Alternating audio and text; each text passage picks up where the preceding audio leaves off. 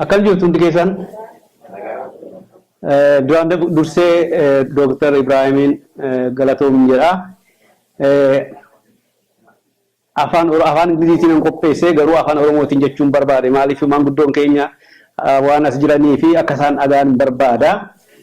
Kanafi I'm sorry for those maybe few people born in Beti. I know she understands afaan Oromoo. So I changed my language to Oromo to speak. I prefer to speak in Oromo. I'm very comfortable to speak in Oromo because we have elders who really shared with us their story. Kanafi akasin aggeeffatanii fi afaan Oromootiin jedha guddaa galatooma hundi keessan jedha nan eegala. Waa'ee mirga namoomaa irratti nan hojjedha akkuma inni himee gaaroomaa Baqqalaa Waaqasaan jedhamanii gara wannoo keenyatti tun seenin dura seenaa dhaaba kanatti xiqqoo sin hubachiisuun barbaada warra hin beeknee fi baay'een keessan ni beektu waan weebsaayitii adda addaa irraa dubbiftumatti fakkaata. Kanaaf dhaabni mirga namoomaa kun dhaabni kun kan eegalame biyya keessattidha. 1996 kan jalqabame. 97tti erga waajjirra bannee booda hojii erga jalqabnee booda namoonni dhaaba kana keessa hojjetan hundumti isaanii mana seenanii mana inni dhabanii jechaadha daafii dhaaba kanaafidha. Garuu Oromoon akkuma beektan hani dhabu waan ittiin hojjeteen miti. Kan hojjeteen inni yakkamu yeroo baay'ee hambiraatiin yakkama. Kanaafi maqaa dhaaba kanaatiin namni hidhamin jiru yeroo sana. Garuu namoonni hidhaman nama dhaaba kana keessa hojjechaa turanidha. Maqaa hambiraatiin adda bilisummaa Oromoo miseensa hidhanii waggaa booda achi erga baanee booda dhaabni kun Toronto keessatti 2007tti deebi'ee dhaabbateera. Kanaaf namoonni baay'een keessan gaazexaa urjii ni beektu. Gaazexaa urjii yeroo duraa yeroo 94tti yeroo uummanni Oromoo rakkina keessa jiru sana gaazexaa maxxanfamuu jalqabdidha. Dhaabni kun gaazexaa urjii keessatti yookiin waajjira sana keessatti uumame jecha. Kanaaf afaan Ingiliziitiin qopheesseera har'a hanan qabadhee dhiyaadhe shororkeessummaa fi mirga namoomaa kan jedhudha. Human rights and terrorism kan jedhudha. Afaan Oromootti jijjiiruu yaala yoo waan tokko keessama keessa dhiifamanaa godha. Kana jechuun kan barbaade yeroo baay'ee Oromoon shororkeessaadha yookiin maqaa shororkeessummaatiin hidhama. Kanaaf mata dureen isaa peejii lammaffaatiin jedhu. Mata dureen isaa maal jedhaa? Inni tokkoffaan state terrorism to quell movement of liberty kan jedhu jechuun maali? Mootummaan yakka inni hojjetu namoota mirga isaanii barbaadan irratti namoota eenyummaa isaanii barbaadan irratti mootummaan Itoophiyaa dhiibbaa godhaa kan jedhudha. Isa jalatti endless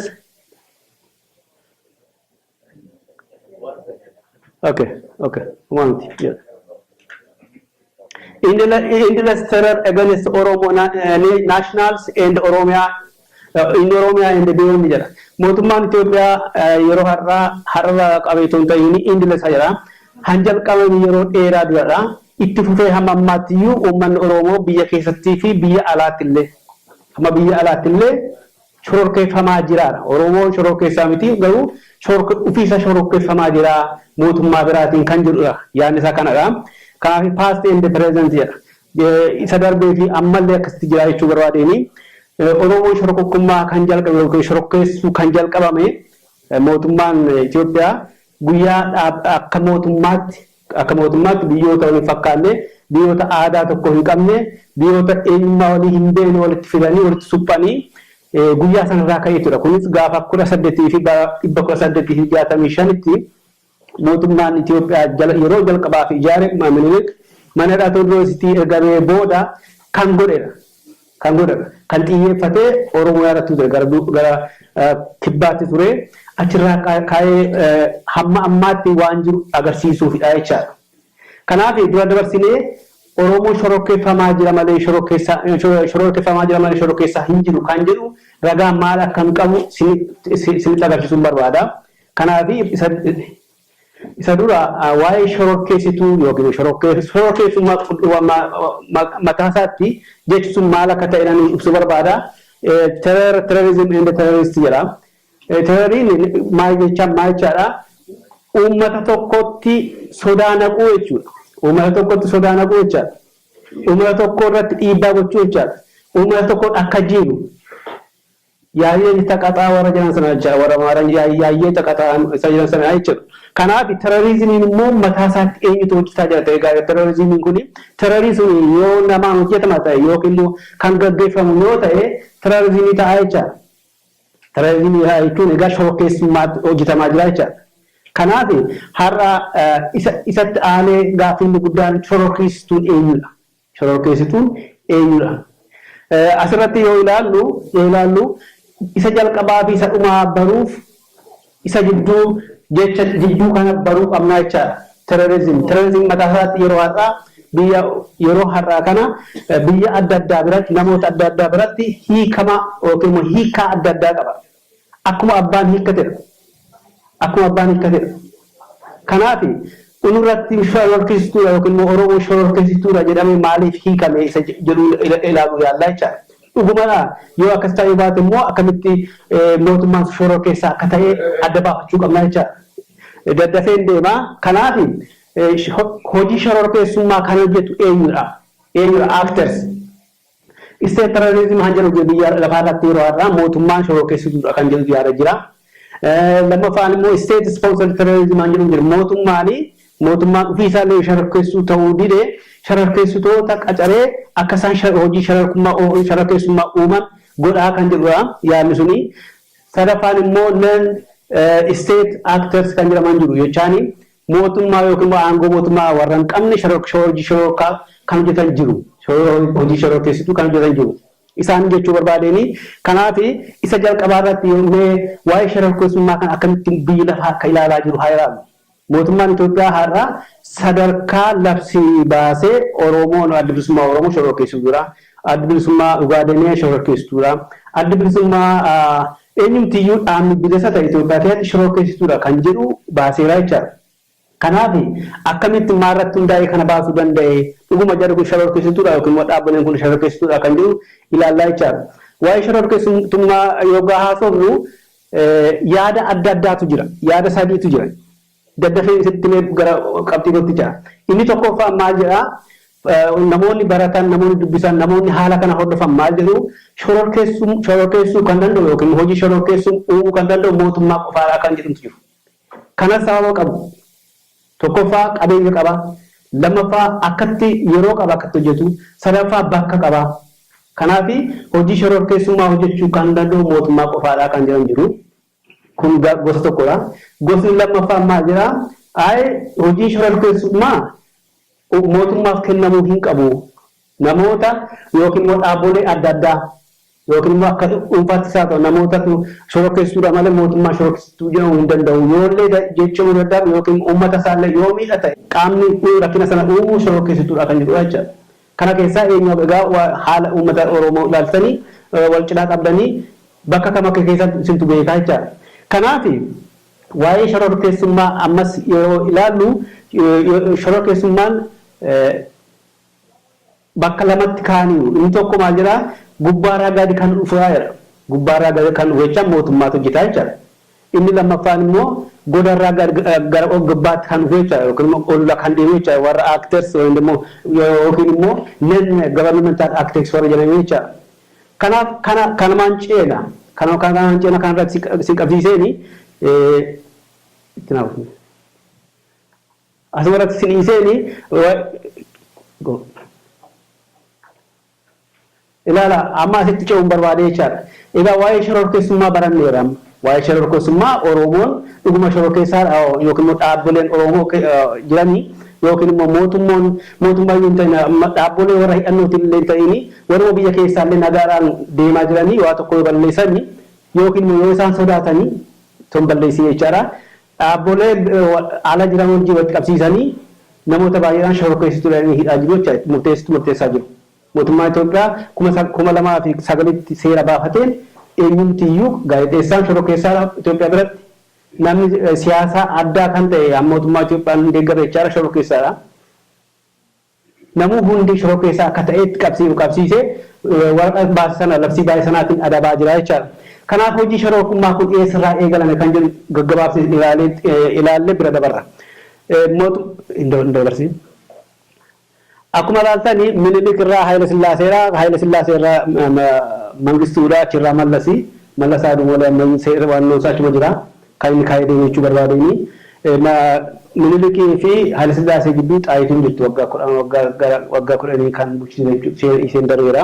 Kanaaf mootichi Minilik 1865 mana hidhaa Tewoodiroos keessaa erga bahee booda seenaa kana himaa kan xiyyeeffate gara kaabaatidha. Maaliif abbaan isaa yaada akkasii qaba waan jedhameef isa dhugoomsuuf duulee garuu jalqaba irratti akkuma silaas himame uummata Walloo ture kan rukutame. Uummanni Walloo, uummanni Raayyaa fi Agaboo harkan kennamee ittuma isaa lolanii garuu uummata sana cabsuu kan danda'an ammas keessa deemee bal'isee himuun barbaadu maaliif nama seenaa mitanii barseen himaniiru. Minilik karaa gagaa Yohaannis immoo karaa kaabaa jechaadha. Wanta ani jira uummata kana kan cabsanii. Kanaafi Oromoon diddummaa isaa yookiin immoo uummata nama biraatiin hin bitamu jechuu kan jalqabe sanarraatii qabee ture guyyaa sanarraatii qabee jechaadha. Kanaafi kuni Haayila Sillaasee itti darbe yeroo Haayila Sillaasee maal akka ta'a ture ni beektu dhiyeessanii irra deebi'ee hin barbaadu. Dhaabbilee adda addaa dhaabatanii akka mucaaftuu lamaa kunoo akka dhaaba irraa haasaa turan manguddoon keenya kan cabsanii kan amma xiyyaaraatiin uummata gubanii ga'anii warra mucaaftuu lamaa leewwannoo isaanii hooggantoota isaanii akkamitti hidhanii akka jeessan kafannisan ni beektu. Achirraa darbee yeroo Mangistuus kanuma ture. Kanarraa haa dabarru isaarraa haa dhufu. Sarraa yoggaadhuun isa har'a yoggaan jechuu barbaade erga Mallas dhufee 1991 irraa ka'ee maal ta'aa jira kan jennutti haa deemu 1991 jirudha.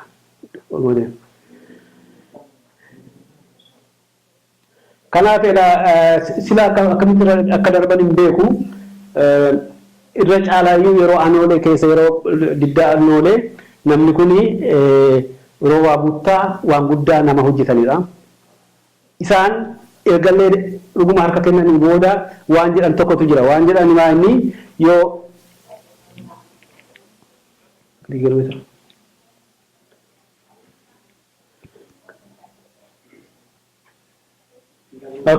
kan jedhan maa inni har'a nuun taane garuu ijoolleen keenya bilisummaa akka argan abdiin qabaa kan jedhu dabarsanii jechaadha. Nuyi garummaa jalatti hin hafne yoo hafnellee yoo nuti akkamitti dabalrellee ijoolleen keenya kun asirraa dubbadha. Ijoolleen keenya bilisummaa isaanii hima argatu kan jedhu dabarsanii waan guguddaatu jira isaa biran darba. Kanaaf 1991 tan ce'ama. Beeruun. Darbe. Okay.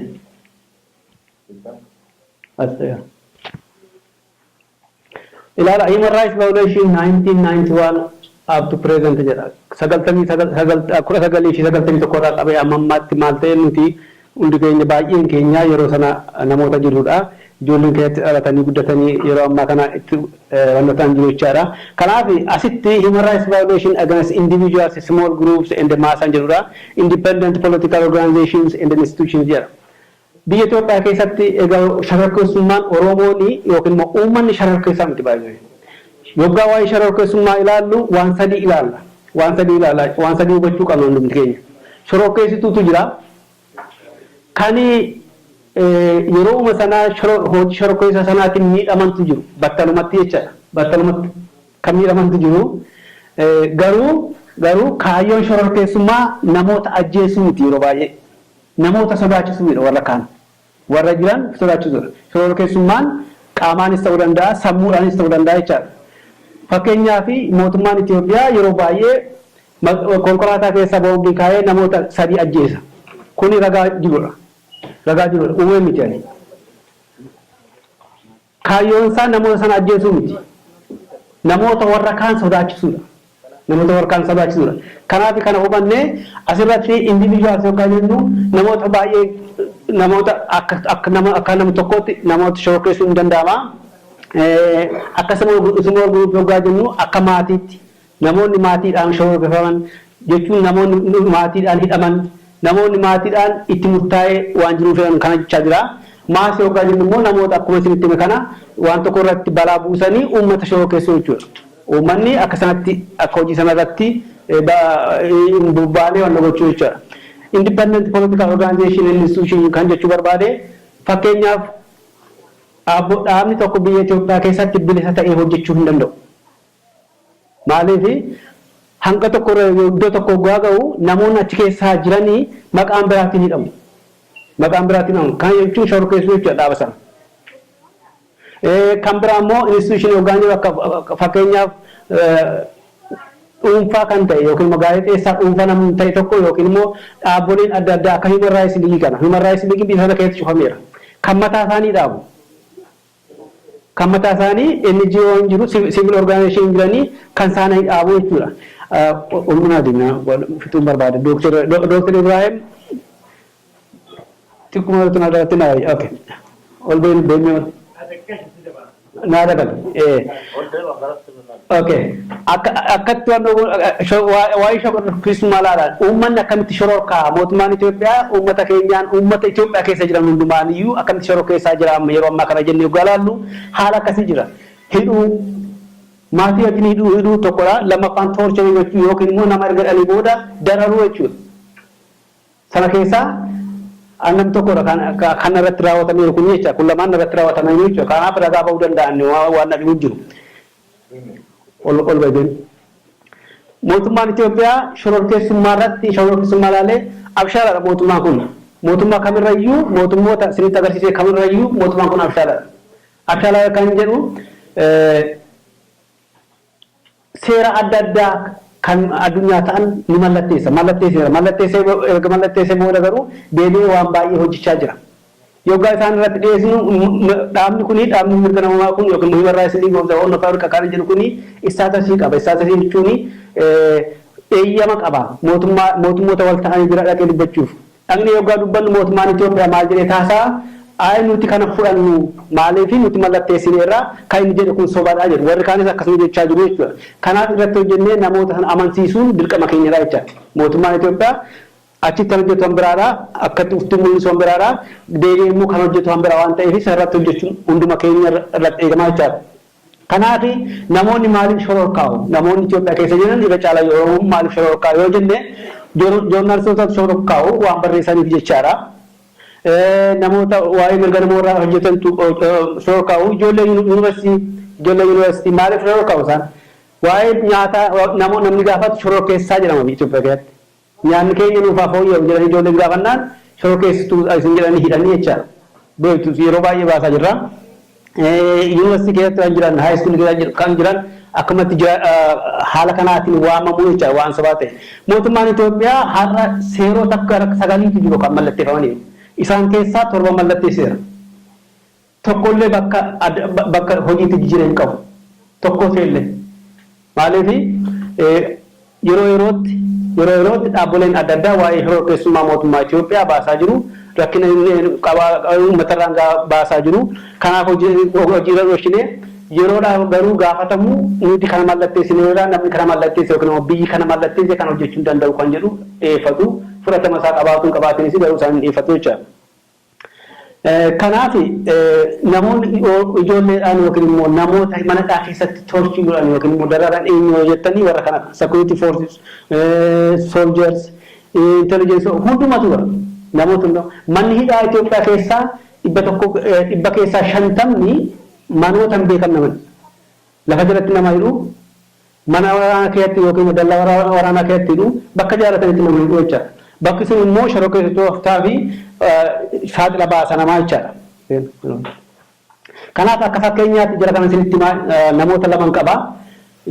Ji'a lamaan darban keessa Afrikaa deemuun ture gara Horn of Afrikaa keessatti Itoophiyaa la seenuu hin danda'anii dhaqee namoota interview godhuun ture. Namoonni waan argataniitu jiraachuu dandeessu waan facaatee barreesse. Waa'ee gurbaa namoota lamaan kanaa qofa isinitti xumura. Dr. Ibrahim. Namni kun Irkisaa Tasammaa Dayaas jedhama. Dargaggeessa nama 20 waggaa 26 27 no sabbi sagaliti garu yeroo rakkin kun irra ga'e 26 ture gurbaan kun nama barate hojii qabatee hojii mootummaarraa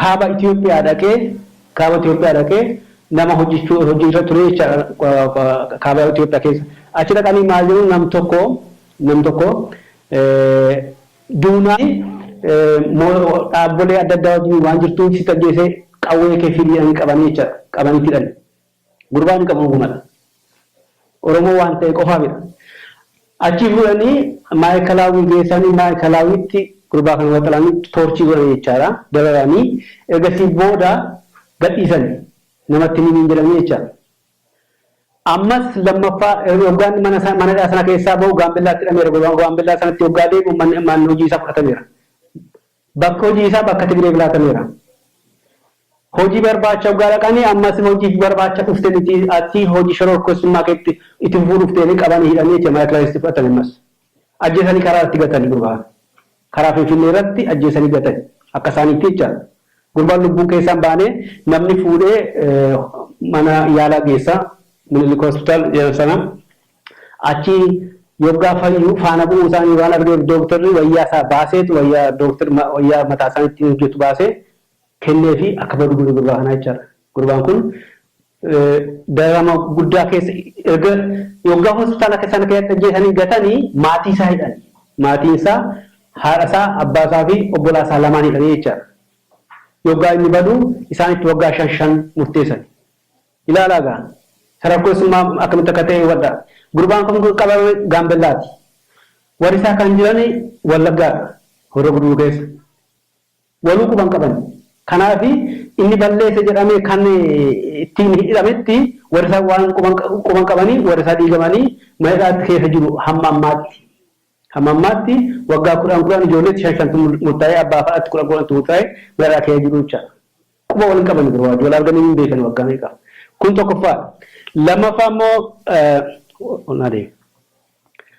gurbaa kana ilaalaa seenaa soorii imaanaa jedhama gurbaan booti doktor maayidhaan beekuu dandeessu obbo sooriidhaanii namaan booti nama kana wajjin hidhameera gaafa 1998 obbo soorii nama Oromoodha nama Oromoo jaalatudha nama dhimma Oromoof dubbatudha hidhanii waggaa 6 booda maayidhaa keessaa baasan erga baay'ee dararanii booda jechaadha namni kun maal godhu isas karaa irratti gatu isaan kan isaan barsiifatan tokko namni erga dadhabee booda yookiin akka du'eef akka hin duune adda baafatan halkan karaa irratti gatudha nama kanas fuudhanii namni sabee fuudhee ambootti isa deebise gara mana isaatti jechaadha yoggaa amboo ga'u akka sooriin gurbaan kun natti himetti jechaadha akka seenaan natti himetti abbaan isaa dhaabbachuu hin danda'u taa'ee nyaata nyaachuu hin danda'u bishaan dhugaatii hin danda'u namatu isa qabu ture miilli isaa hin jiru naan jedha miilli isaa akka jirutti lamaan isaayyuu laamsheera ji'a 6 booda du'e mootummaan kun maal godhaa seenaan namni kun akkamitti akka du'arraa hafeeyyuu duraanii waan shakkaa turanii fi amma tarkaanfii kan fudhachuu barbaadanii uummata sanarrattidha uummata kamirratti ijoollee isaa fi haadha manaa isaarratti ijaa nu bahu kan jedhanii waan shakkanii fi haadha manaa obbo Soorii fi intalli tokko jirti fi gurbaa seenaa kana mana gashanii jechaadha ijoollee wajjin hidhame Sooriin seenaanii achi ijoolleen sun yoggaa itti murtaa'ee bahu isaatiin hambiraatti fudhatani seenaadhaanii mana hambootii Walisootti geessan achi geessanii waggaa 2 booda gaaffii tokko mana hidhaatti hidhaanne haadsaa obboleettiin isaa mana hidhaa jiru achitti akka mana gadhiisan istoon isaan mana isaanii jiranii mana hidhaa jiranii manni isaanii gurgurame seenaan achi bahee Finfinnee dhufa Walisoodhaa bahee mana hidhaa gadhiisan uumaa tokko irratti hin arganne achi barnoota waggaa jalqabu namatti ramadan nama kutaa 4 ambootti mucaa Tigiree ta'e wajjin barate itti ramadan jechaadha gurbaan sun akka barasamu ni beeka kanaaf hojii dhiisee barumsa dhiisee hojii galaa jechaadha kanaan isa dararanii si 5 dhamee tiikame gurbaan jaafaarratti naajjeesu jedheetu baqatee bahee jechaadha. Kanaaf akka itti uummata shororkeessaa kan jiran mootummaa malee uummanni shororkeessaa miti. Kanaaf ani maatii shororkeessaa jiru. Nam tokko shororkeessaa jiru. Dhaabbolee adda addaa shororkeessaa jiru. Dhaabbolee kun amma miseensonni Dooktar Mararaa baay'eetu hidhamanii. Dooktar Mararaa haa wajjin hojjetu yookiin obbo Bulchaa haa wajjin hojjetu jedhanii haan hidhaman. Adda bilisummaa Oromoo wajjin hojjetu jedhu. Taasa qofa waliin qaban. Kanaaf mootummaan kun kan inni haalli sababni inni dhiyeessuu fi kan ittiin tokko miti. Kanaaf kana fakkaataa kan irratti xumuraa guddaa galatoomaa waan dhaggeeffatanii fi gara fuulduraatti gaaffii yoo qabaatan deebiinsa.